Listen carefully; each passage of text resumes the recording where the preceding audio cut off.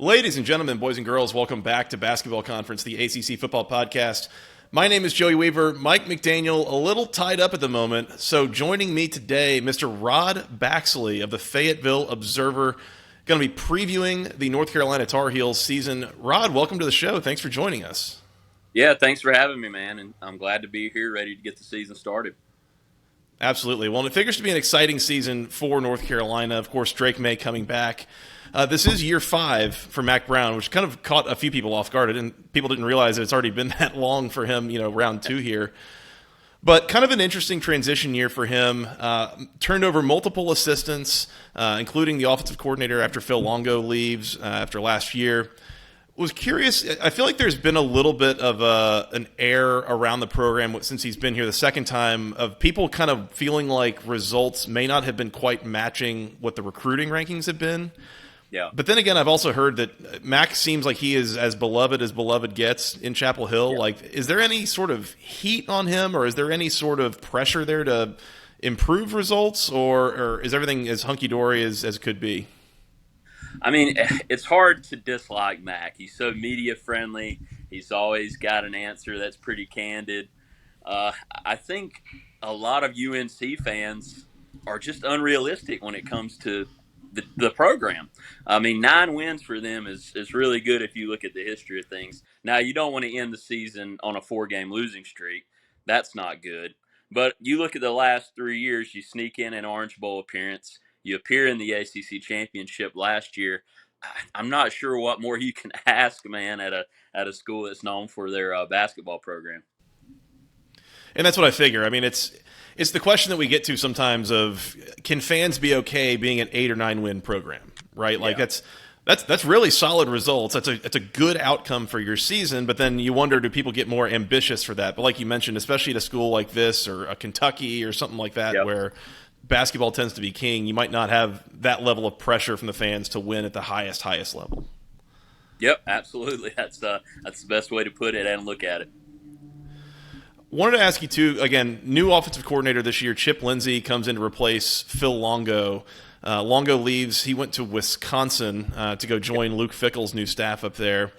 Chip Lindsey comes in. He's more off the Malzahn tree. And correct me if I'm wrong. Are you anticipating kind of a scheme change here to fit maybe a little bit more of a Malzahn look than what we've been seeing from Phil Longo the last few years? Well, I think Drake Maye changes everything, man. You can't hamstring a guy like him, a talent like him. But Mack Brown has said it throughout the summer. They want to be better at running the ball. That has been a focus for the offense. We have to be better. You don't want Drake Maye to be your leading rusher, especially as talented as his arm is. So that was the primary reason for bringing Chip in. Not that he's, not good at the air raid stuff, but he's shown that he can get the most out of a run game, and that's been Mack Brown's one of his biggest focuses in hiring Lindsey. You mentioned Drake Maye, and a guy who, like him, is on the short list of Heisman favorites, right? And he's I think he picked as preseason All-ACC Player of the Year. Yep. I mean, a guy, a very, very high ceiling. We've seen a lot of production from him. In your eyes, or has there been any discussion around the program of development that they're still looking for from Drake Maye, or is this about as good as you're going to get and we're going to ride this out while he's still here? Yeah, it's a great question. I mean, when you're as good as he was last year, it's hard to look at things and say, you know what, you really need to get better at this. But there have been conversations around his footwork and him kind of getting skittish at times. So the stuff he needs to work on doesn't seem as grand as some other quarterbacks because he can make all the throws. He's good at creating stuff when there's chaos around him. But Chip Lindsey and Mack Brown have talked about quieting his feet down, just improving that pocket presence and the little things that he can tune up before he does make that jump to the league. And have you gotten a sense, being that they have, again, a multi-year starter returning at quarterback, such high hopes, have they done anything to try to just cater to him a little bit in terms of keeping language the same? A lot of anything in the playbook, or is it, they figure he can just learn it and figure it all out from here? Yeah, that's a good question. I guess we'll see this weekend against South Carolina, man. But I find it hard to believe that they would completely change everything. And from the conversations we've had when we've had Chip Lindsey throughout the offseason, it sounds like they're going to do a lot of the same things, just do some tweaks as far as the run game, pass protection, and that sort of stuff. So it sounds like it's not going to be a major shift. And why would you, after the success he had last year? So I don't anticipate major changes, just some tweaks here and there. The offense under Mack Brown in this second roundabout has been the calling card, right? Has been the premium side of the ball. The other side of the ball, defense has always been a bit of a touchy subject, I guess, maybe if it related to this team. Yeah. We enter year 4 with Gene Chizik, so I guess kind of going back to a similar question I asked about Mack, like with him, and especially looking at some of the recruiting rankings and some of the talent that's been on that side of the ball. Yeah. Is there any heat on him to start getting some more results out of that defense, or do we have to start looking elsewhere after this year if things don't change? Yeah, it's a fair criticism, and both of those guys, Chizik and Coach Mack Brown, have talked about the defense, not kind of living up to those rankings. I mean, you take rankings for what it's worth. I can't remember what coach said it, but a coach once said, stars are for hotels and restaurants, and I kind of believe that, but But when you do get a bunch of these 5-stars, particularly on the defensive line, you got to produce, man, and they simply have not produced. And I think one thing people are forgetting with Gene Chizik is when he came back last year, it was 5 years off for him, man. And as a defensive coordinator, with the way offenses have changed, that had to be like night and day, trying to figure things out on the fly. As far as being a defensive guy, seeing all the things offenses can do to move and maneuver and manipulate things now. Well, not just on the defensive line, but I think the other group that I've had my eye on in particular has been the secondary. And you had some extremely talented guys, Tony Grimes, Storm Duck. A number of them have transferred out. Obviously, I think one of the highest profile, maybe just assistant coach moves this offseason was I think they moved on from Dre Bly. Yep. To you, does that indicate like a level of urgency that's increasing there for the secondary to start producing as well? Absolutely, man. I mean, you see 6 guys lead the program out of the secondary. And from the conversations we've had, it seems to be on paper addition by subtraction. I mean, you look at the numbers and they don't lie. I mean, you give up nearly 30 passing touchdowns as a secondary. You got to change things up, man. I mean, these guys are consistently getting burned. Not great at open field tackling, which the defense as a whole was not great at that last year. But it seems like they feel more comfortable this year with Elijah Huzzy coming out of the transfer portal. Granted, he played at the FCS level, but he showed skills as a ball hawk in the preseason. He's done it on the field as far as games are concerned. They really like him. They love Marcus Allen, sophomore, another guy on the outside. And then they brought in some other guys who have kind of been banged up in the preseason as far as Derek Allen, Stick Lane, and some other pieces in the secondary. But, I mean, it's completely revamped, man, outside of DeAndre Boykins at the star position. It's going to be a completely new look. So we'll see if these guys can do better. It's going to be hard to imagine they could do worse than what the defense did last year, but we'll see. It's a tough schedule, so there's going to be no hiding this year either. Let's take a quick second to remind you about Section103.com. It is the internet's premier place for all things wonderful, wonderful Georgia Tech apparel. They have t-shirts, sweatshirts, hoodies. They got a couple of three-quarter shirts. They got buttons, stickers, all sorts of things. Things for men, women, children, something for the whole family. Every Georgia Tech fan in your life can use something from Section103.com. Use promo code GOACC for 10% off your first order.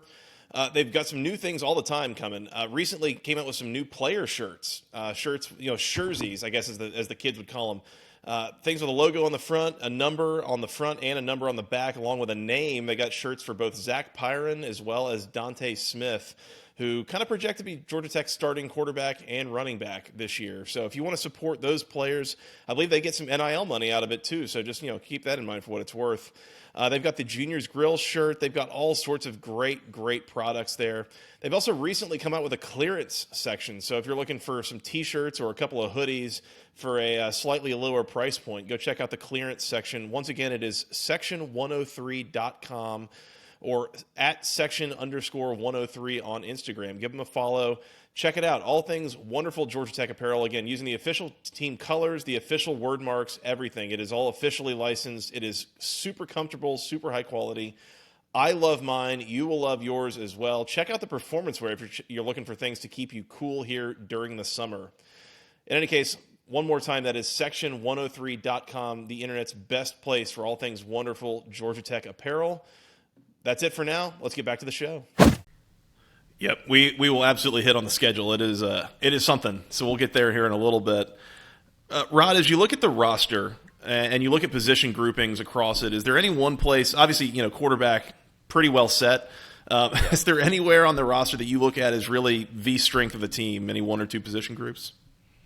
Yeah, I know we talk about improving the running game, but, I mean, you look at their room, there's a lot of talent there, man. You just got to see what they can do. I mean, Omarion Hampton, sophomore that they're really high on, expecting him to be a starter because of his – I mean, he's got like a Greek goddess build, great speed. I think he just needed to get adjusted to the college football thing. Elijah Green ended up being their primary back down the stretch last year. British Brooks, 6-year guy, was slated to be the starter coming into last season before he had a preseason injury that ended the year before it began. And then you got a guy like George Pettaway, another sophomore who had flashes last year. They're going to try to maneuver him out in the slot a little bit and try to use him in different ways. And then you can't forget about Caleb Hood either. I mean, he's had success as a running back there too. So Mack's going to have some choices. I know he said he wants to use two backs, maybe 2.5, but then ride the hot hand once a guy gets hot and just keep going back to them. So we'll see. I really like what they have in that room. That seems like a comfortable position for them. We'll just see how Chip Lindsey can enhance that.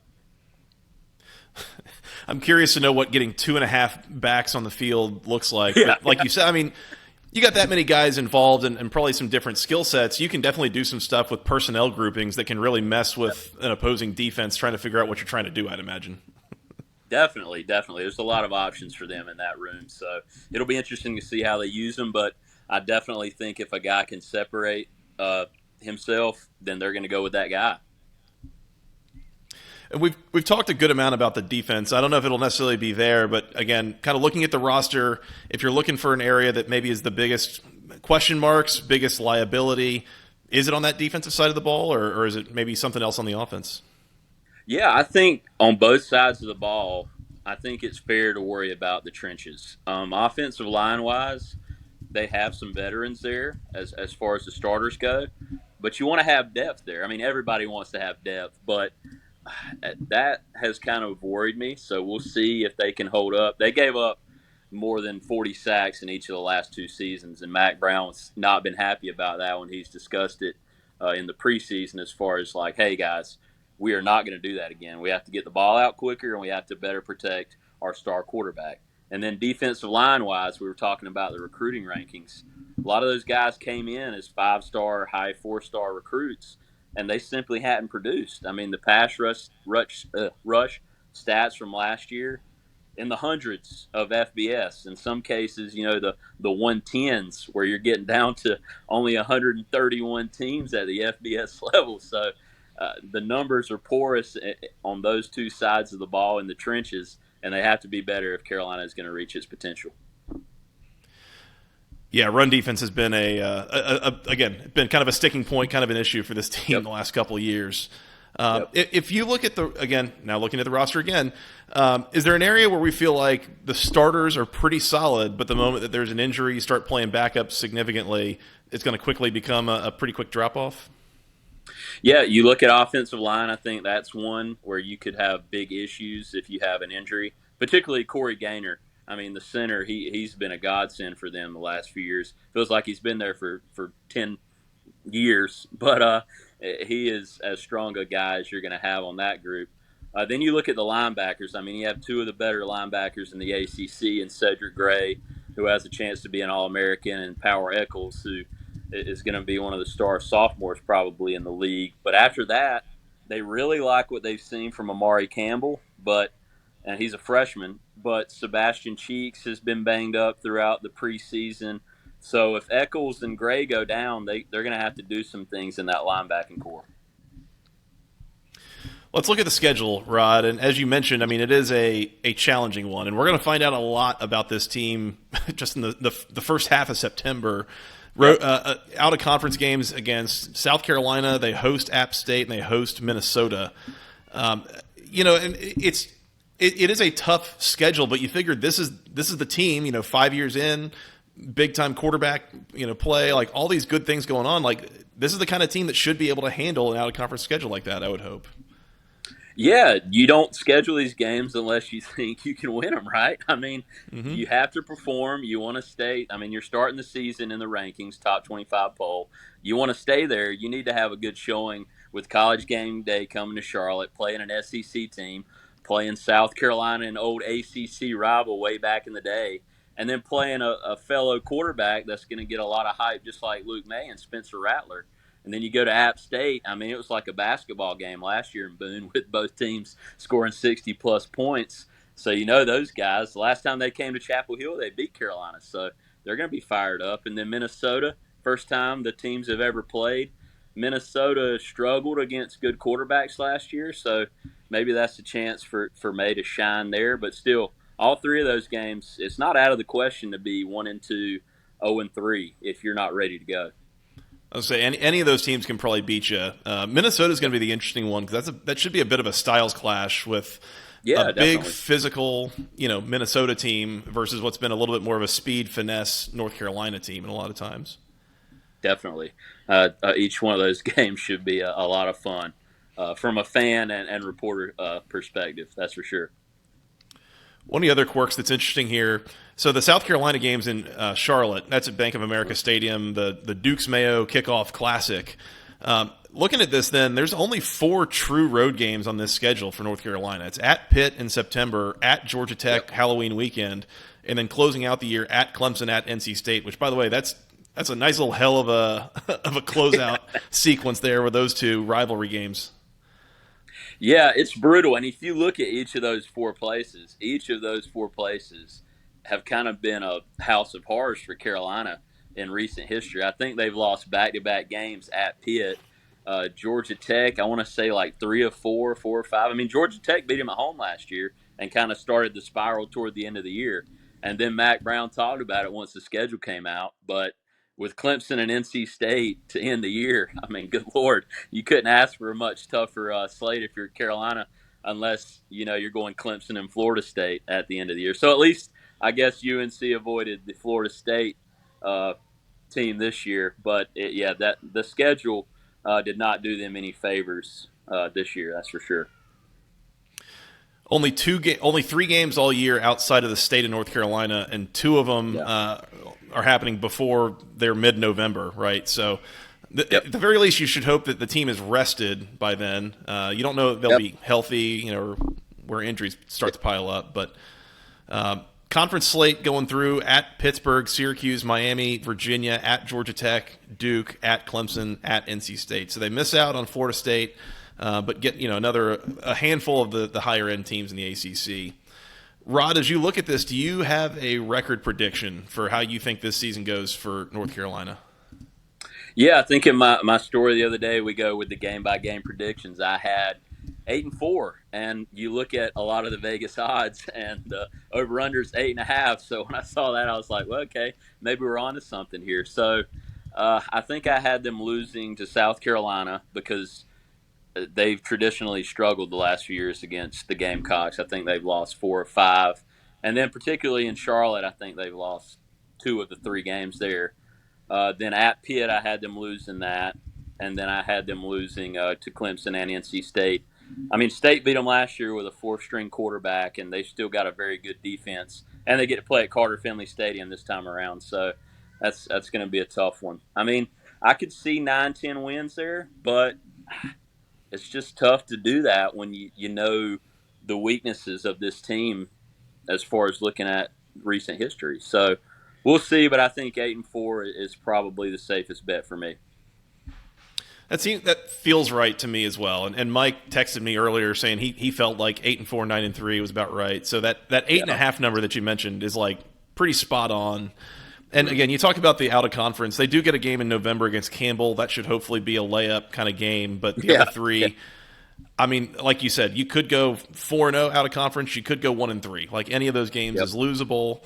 It's just there's I just see a lot of landmines here and reasons I can come up with that they would lose a game here or there. That I think there's just a lot of consistency you would need to go to that 9-10 win mark.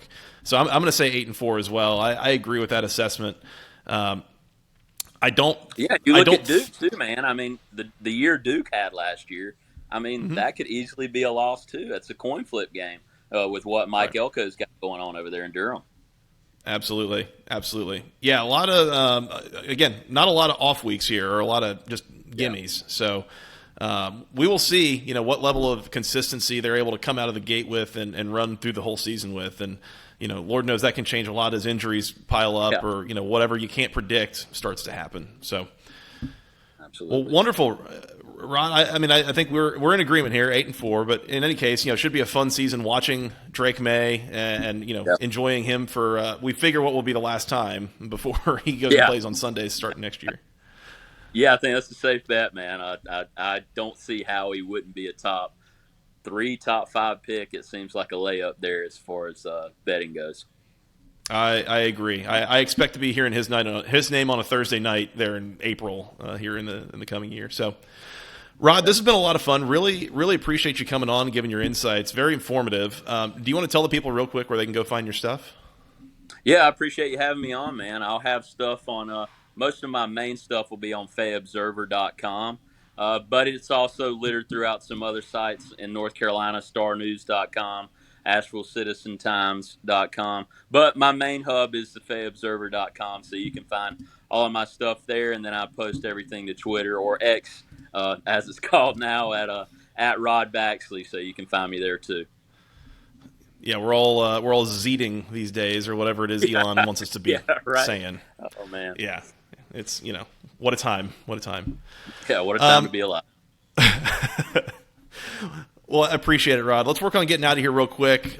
This wraps up our team previews. So we have previewed all 14 teams in the ACC. We got a conference preview coming your way shortly, and then a week 1 preview right after that later this week, as we record this Sunday afternoon on the August 27th. So we are done with team previews officially. But Rodd, let's get out of here. Again, in the meantime, you can find us on Twitter. I'm at FTRSJoey, at Mike McDaniel SI, at BC Podcast ACC, or once again, go find him at Rodd Baxley on X or whatever, Elon's app. Go find him there for all sorts of great coverage of North Carolina. We are on iTunes, Spotify, anywhere you find your podcasts. You can send us an email to basketballconferencepodcast@gmail.com. You can find us on YouTube, youtube.com/@the-ACC-football-podcast. Please find us there. Hit the subscribe button, hit the follow button, hit the bell for more, I think is what they say. So please do that as well. Rodd, really appreciate your time. Enjoy the season, and we'd love to have you back on sometime soon. Yeah, thanks, Joey. Appreciate it, man. Anytime. As long as I'm free, I'm game. So appreciate you reaching out, and looking forward to college football season. Absolutely. Well, we'll reach out and try to make it before basketball season, when I think the real busyness probably starts on your end. Yeah. So. That's when it really heats up down here, man. And we call it the Hoop State for a reason. There you go. Absolutely. Yeah. All right. Well, for that guy, Mr. Rodd Baxley, I am Joey Weaver. Thank you guys so much for listening. We will talk to you again very soon. And until then, go ACC.